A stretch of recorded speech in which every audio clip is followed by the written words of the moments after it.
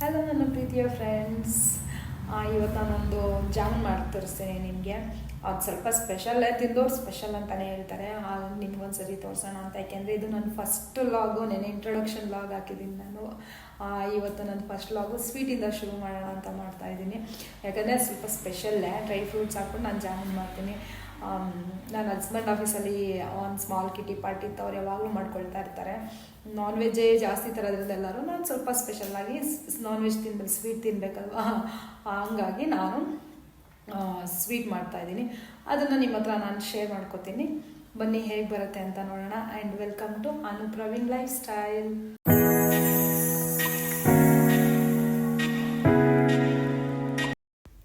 Friends, ಇದನ್ನು ನೀವು try ಮಾಡಿ ಫ್ರೆಂಡ್ಸ್, ಒಂದು ಸರಿ ಟ್ರೈ ಮಾಡಿ, ನಿಮಗೆ ತುಂಬ ಇಷ್ಟ ಆಗುತ್ತೆ. ಸ್ವಲ್ಪ ಡಿಫ್ರೆಂಟಾಗೂ ಇರುತ್ತೆ, ಟೇಸ್ಟು ಚೆನ್ನಾಗಿರುತ್ತೆ, ನಿಮಗೂ ಖುಷಿ ಆಗುತ್ತೆ. ನಾನು ಕಮೆಂಟ್ ಮಾಡಿ, ನಾನು ನಿಮ್ಮ ಕಮೆಂಟ್ಗೋಸ್ಕರ ವೆಯ್ಟ್ ಮಾಡ್ತಾಯಿರ್ತೀನಿ ಫ್ರೆಂಡ್ಸ್. ಒಂದು ಸರಿ ಟ್ರೈ ಮಾಡಿ ಟೇಸ್ಟ್ ಮಾಡಿ ಹೇಳಿ ನನಗೆ. ಫ್ರೆಂಡ್ಸ್, ಯಾವಾಗಲೂ ಜಾಮೂನ್ ಹಿಟ್ಟಲ್ಲಿ ಕಲಿಸ್ಕೊಳ್ಳುವಾಗ ಸ್ವಲ್ಪ ಸೈಡಲ್ಲಿ ಜಾಮೂನ್ ಹಿಟ್ಟನ್ನು ಎತ್ತಿಟ್ಕೋಬೇಕು, 4 ಸ್ಪೂನಷ್ಟು ಫ್ರೆಂಡ್ಸ್. ಯಾಕೆ ಅಂದರೆ ನಾವು ಜಾಮೂನ್ ಹಿಟ್ಟು ಕಲಿಸುವಾಗ ನೀರು ಜಾಸ್ತಿ ತೊಗೊಳ್ಳಲ್ಲ ಜಾಮೂನ್ ಹಿಟ್ಟು ಫ್ರೆಂಡ್ಸ್. 1 ಸ್ಪೂನ್ ಜಾಸ್ತಿ ಆಗಿದ್ರು ಏನಾಗುತ್ತೆ, ತೆಳು ಆಗಿಬಿಡುತ್ತೆ. ಆಗ ತಕ್ಷಣ ಹೋಗಿ ಪ್ಯಾಕೆಟಲ್ಲಿ ತಂದು ಹಾಕಿ ಮಾಡೋದು ಕಷ್ಟ ಆಗುತ್ತೆ. ಹಂಗಾಗಿ ಸೇಫರ್ ಸೈಡ್ ಎತ್ತಿಟ್ಕೊಂಡ್ಬಿಟ್ರೆ ನಮಗೆ ಒಂದು ಹದಕ್ಕೆ ಕಲಿಸ್ಕೋಬೋದು. ಮತ್ತು ಯಾವಾಗಲೂ ಅಷ್ಟೇ ಫ್ರೆಂಡ್ಸ್, ಜಾಮೂನ್ ಕಲಿಸುವಾಗ ತುಂಬ ನಾಜೂಕಾಗಿ ಕಲಿಸ್ಬೇಕು, ಹ್ಯಾಂಡಲ್ ಮಾಡಬೇಕು. ಹೆಂಗೆ ಅಂದರೆ ಅದ್ಮಿ ಕಲಿಸ್ಬಾರ್ದು ಫ್ರೆಂಡ್ಸ್. ಯಾವಾಗಲೂ ನಾನಲ್ಲಿ 80% ಅಷ್ಟೇ ಕಲಿಸ್ಕೊಂಡಿದ್ದೀನಿ ಜಾಮೂನ್ ಹಿಟ್ಟನ್ನು. ಇನ್ನು 20% ನಾನು ಸ್ಟಫ್ ಮಾಡಿ ಉಂಡೆ ಕಟ್ಟುವಾಗಲೇ ಅದನ್ನು ಒಂದು ಹದವಾಗಿ ಉಂಡೆ ಕಟ್ಟಿ ಅದು 100% ಹದ ಬಂದಿರುತ್ತೆ.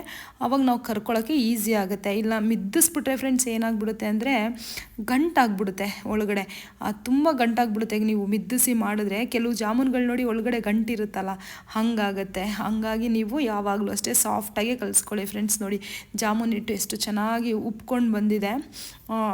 ಅದನ್ನು ಅಷ್ಟೇ, ಮತ್ತೆ ನಾನು ಅದನ್ನು ಕಲ್ಸೋಕೆ ಹೋಗಲ್ಲ, ಮತ್ತೆ ಮಿದ್ದಿಸೋಕೆ ಹೋಗಲ್ಲ. ನಾನು ಈಗ ಏನು ಸ್ಟಫ್ ಮಾಡ್ತೀನಿ ಅವಾಗಲೇ ರೌಂಡ್ ಮಾಡ್ತೀನಲ್ಲ, ಆವಾಗ ಅದು ಕರೆಕ್ಟಾಗಿ ಆಗಿಬಿಡುತ್ತೆ ಫ್ರೆಂಡ್ಸ್. ನನ್ನ ಹತ್ರ ದ್ರಾಕ್ಷಿ ಗೋಡಂಬಿ ನಿಮಗೆ ತೋರ್ಸೋಕ್ಕೋಸ್ಕರ ಅಂತ ನಾನು ಅದೆರಡು ಐಟಮ್ ಹಾಕ್ಬಿಟ್ಟು ಮಾಡಿದ್ದೀನಿ. ನೀವೇನು ಬೇಕಾದರೂ ಹಾಕೋಬೋದು, ಪಿಸ್ತಾ ಹಾಕೋಬೋದು, ಬಾದಾಮ್ ಹಾಕೋಬೋದು, ನೀವೇನು ಹಾಕಿದ್ರು ಕಟ್ ಮಾಡಿ ಸಣ್ಣ ಸಣ್ಣ ಪೀಸ್ ಮಾಡೇ ಹಾಕೋಬೇಕು ಫ್ರೆಂಡ್ಸ್. ದಪ್ಪದಾದರೆ ಉಂಡೆ ಕಟ್ಟೋಕ್ಕೂ ಕಷ್ಟ ಆಗುತ್ತೆ, ತಿನ್ನುವಾಗ್ಲೂ ಅಷ್ಟೊಂದೇನು ಚೆನ್ನಾಗಿರಲ್ಲ. ಹಿಂಗೆ ಮಾಡಿಕೊಂಡ್ರೆ ಬಾಯಿಗೆ ಸ್ವಲ್ಪ ಡ್ರೈ ಫ್ರೂಟ್ಸ್ ಎಲ್ಲ ಸಿಗುತ್ತೆ, ತುಂಬ ಚೆನ್ನಾಗಿರುತ್ತೆ. ಮತ್ತು ನೋಡಿ, ಆ ಶುಗರ್ದು ಸಿರಪ್ ಇದೆಯಲ್ಲ, ಅದು ಸ್ಟವ್ನ ನಾನು ಆಫ್ ಮಾಡಿಬಿಟ್ಟಿದ್ದೀನಿ ಫ್ರೆಂಡ್ಸ್. ಅದು ಬಿಸಿ ಇದ್ದಾಗಲೇ ನಾವು ಜಾಮೂನನ್ನು ಕರೆದು ಅದರೊಳಗಡೆ ಮಿಕ್ಸ್ ಮಾಡ್ಕೋಬೇಕು, ಆಮೇಲೆ ಹಾಕೋಬೇಕು.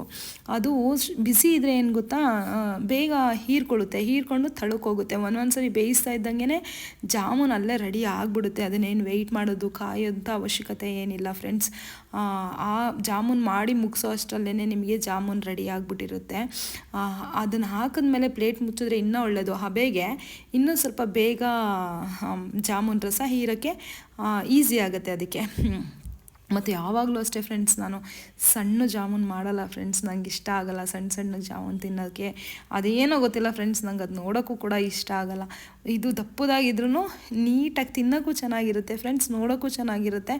ಒಂದು ತಿಂದ್ರೇ ಸಾಕು ಫ್ರೆಂಡ್ಸ್, ಖುಷಿ ಆಗುತ್ತೆ, ಸಾಕು ಅನಿಸುತ್ತೆ, ಅಷ್ಟು ಚೆನ್ನಾಗಿರುತ್ತೆ. ನಂಗೆ ಯಾವಾಗಲೂ ಅಷ್ಟೇ ಫ್ರೆಂಡ್ಸ್, ನಾನು ಇಷ್ಟೇ ದಪ್ಪ ಜಾಮೂನ್ ಮಾಡೋದು. ಮತ್ತು ನಂಗೆ ತುಂಬ ಇಷ್ಟ ಆಗುತ್ತೆ ಫ್ರೆಂಡ್ಸ್.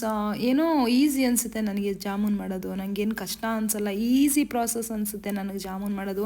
ನಾನು ಒಂದೊಂದು ಸರಿ 200-300 ಜಾಮೂನು ಒಂದೇ ಸರಿ ಮಾಡ್ತೀನಿ ಹಬ್ಬಗಳಲ್ಲಿ. ನನ್ನ ಫ್ರೆಂಡ್ಸ್ಗಳು, ರಿಲೇಟಿವ್ಸ್ಗಳೆಲ್ಲ ಜಾಮೂನ್ ಮಾಡಿದ್ರೆ ನನಗೆ ಜಾಮೂನ್ ಬೇಕು ಅಂತೇಳಿ ಕೇಳ್ಕೊಳ್ತಾ ಇರ್ತಾರೆ. ಚೆನ್ನಾಗಿರುತ್ತಲ್ವ ತಿನ್ನೋಕ್ಕೆ, ಅವ್ರಿಗೆ ಇಷ್ಟ ಆಗುತ್ತೆ ನಾನು ಮಾಡೋ ಅಂಥ ಜಾಮೂನು. ಹಾಗಾಗಿ ನನಗೇನೋ ಕಷ್ಟ ಅನಿಸಲ್ಲ ಜಾಮೂನ್ ಮಾಡೋದು ಫ್ರೆಂಡ್ಸ್. ಮತ್ತು ನಿಮ್ಮದು ಇನ್ನೊಂದು ರಿಕ್ವೆಸ್ಟು, ನಂದು ಇದು ವ್ಲಾಗ್ಗಳು ಹೊಸ ವ್ಲಾಗ್ ಆಗಿರೋದ್ರಿಂದ ನಾನು ಇಂಟ್ರೊಡಕ್ಷನ್ ವ್ಲಾಗ್ ಕೊಟ್ಟಿದ್ದೀನಿ. ಇದು ನನ್ನ ಸೆಕೆಂಡ್ ವ್ಲಾಗು. ನನ್ನಲ್ಲಿ ಏನಾದರೂ ತಪ್ಪಿದರೆ ವಾಯ್ಸ್ ಓವರ್ ಕೊಡೋದ್ರಲ್ಲಿ ಇರ್ಬೋದು, ಮಾತಾಡೋದ್ರಲ್ಲಿ ಮಿಸ್ಟೇಕ್ಸ್ಗಳಿದ್ರೆ ಏನಿದ್ರು ನನಗೆ ನೀವು ನೆಗೆಟಿವ್ ಪಾಸಿಟಿವ್ ಏನಿದ್ರು ಹೇಳಿ ಫ್ರೆಂಡ್ಸ್, ನಾನು ಅದನ್ನು ತೊಗೊಳ್ತೀನಿ, ತಿದ್ಕೊಳ್ತೀನಿ. ನನಗೂ ಗೊತ್ತಾಗುತ್ತೆ ನಾನೇನು ಮಿಸ್ಟೇಕ್ ಮಾಡಿದ್ದೀನಿ ಅಂತ. ನನಗೆ ಈಸಿ ಆಗುತ್ತೆ ಅಂತ ಕೇಳ್ಕೊಳ್ತಾ ಇದ್ದೀನಿ ಫ್ರೆಂಡ್ಸ್. ಏನಾದರೂ ತಪ್ಪಿದರೆ ದಯವಿಟ್ಟು ನನಗೆ ತಿಳಿಸ್ಕೊಡಿ, ನನ್ನ ಮುಂದಿನ ವ್ಲಾಗ್ಗಳಲ್ಲಿ ನನಗೆ ಅದು ಈಸಿ ಆಗುತ್ತೆ ಅಂತ ನಿಮ್ಮ ಹತ್ರ ನಾನು ಕೇಳ್ಕೊಳ್ತೀನಿ ಫ್ರೆಂಡ್ಸ್. ನನ್ನದು ಇದು ಹೊಸ ವ್ಲಾಗ್ ಅಲ್ವಾ, ಅಷ್ಟು ಗೊತ್ತಾಗಲ್ಲ ನನಗೆ ಫ್ರೆಂಡ್ಸ್. ಹಾಗಾಗಿ ನಿಮ್ಮ ಹತ್ರ ನಾನು ಕೇಳ್ಕೊಳ್ತಾ ಇದ್ದೀನಿ, ನನಗೆ ನೀವು ದಯವಿಟ್ಟು ಸಪೋರ್ಟ್ ಮಾಡಿ ಫ್ರೆಂಡ್ಸ್. ಏನಾದರೂ ತಪ್ಪಿದರೆ ತಿಳಿಸಿ, ನಾನು ಅದನ್ನು ಖುಷಿಯಿಂದ ತೊಗೊಂಡು ನಾನು ಅದನ್ನು ನೀಟಾಗಿ ಅಳವಡಿಸ್ಕೊಂಡು ಮುಂದೆ ಮಾಡೋವಂಥ ವೀಡಿಯೋಸ್ಗಳನ್ನ ತುಂಬ ಚೆನ್ನಾಗಿ ಮಾಡ್ಕೊಂಡು ಹೋಗೋಕ್ಕೆ ನನಗೆ ಈಸಿ ಆಗುತ್ತೆ ಅಂತ ನಾನು ಕೇಳ್ಕೊಳ್ತೀನಿ ಫ್ರೆಂಡ್ಸ್. ಈಗ ನನ್ನ ಹಸ್ಬೆಂಡು ಫೋನ್ ಮಾಡಿದ್ರಲ್ಲ, ಬರ್ತಾ ಇದ್ದಾರೆ, ಬಾಕ್ಸ್ಗೆ ಹಾಕಿ ಅದನ್ನು ಕಂಪ್ಲೀಟಾಗಿ ನೋಡಿ ಜಾಮೂನ್ ರಸ ಹೀರ್ಕೊಂಡಿದೆ ನೀಟಾಗಿ. ತಕ್ಷಣವೇ ನಾನು ಮಾಡ್ತಿರೋದು ಪ್ರಾಸೆಸ್, ನಾನೇನು ಟೈಮ್ ತೊಗೊಳ್ತಾ ಇಲ್ಲ. ನೋಡಿ ಎಷ್ಟು ಸಾಫ್ಟಾಗಿ ಬಂದಿದೆ. ಅದನ್ನು ತೆಗೆದು ಅವ್ರು ಬಾಕ್ಸ್ಗೆ ಹಾಕ್ತಾಯಿದ್ದೀನಿ. ಅವ್ರು ಬರ್ತಾ ಇದ್ದಾರಲ್ವ ತೊಗೊಂಡೋಗೋಕ್ಕೆ. ಎತ್ಕೊಳ್ಳೋಕ್ಕೆ ಭಯ ಆಗ್ತಿತ್ತು ಫ್ರೆಂಡ್ಸ್, ಅಷ್ಟೊಂದು ಸಾಫ್ಟ್ ಆಗಿಬಿಟ್ಟಿತ್ತು. ತುಂಬ ಚೆನ್ನಾಗಿತ್ತು. ನಾನು ನಿಮಗೆ ತೋರಿಸ್ತೀನಿ ಫ್ರೆಂಡ್ಸ್. ಲಾಸ್ಟಲ್ಲಿ ಒಂದು ಜಾಮೂನ್ ತೆಗೆದು ಯಾವ ಥರ ಬಂದಿದೆ ಅದು ಅಂತ.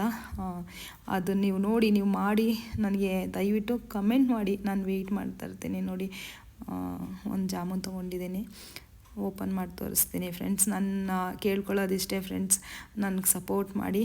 ಮತ್ತು ಇಲ್ಲಿವರೆಗೂ ನನ್ನ ಕಂಪ್ಲೀಟ್ ವಿಡಿಯೋ ನೋಡಿದ್ದಕ್ಕಾಗಿ thank you so much friends. Thanks a lot ಅಂತ ಕೇಳ್ಕೊಳ್ತೀನಿ friends. Thank you so much.